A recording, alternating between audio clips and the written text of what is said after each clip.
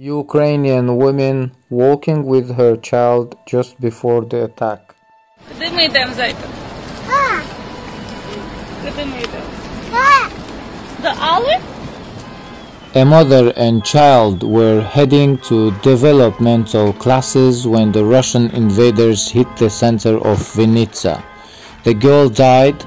Earlier it was reported that the mother died with her daughter, but now there is information that the woman's leg was torn off and doctors are fighting for her life. This is the true face of Russia. We have seen all this in Chechnya back in 1994 and 1999.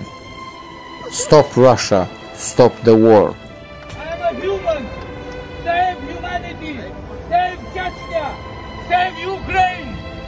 Stop Russian terror. The Russian terror is spreading. It will spread if we don't stop. We must come together against the evil terrorist Putin.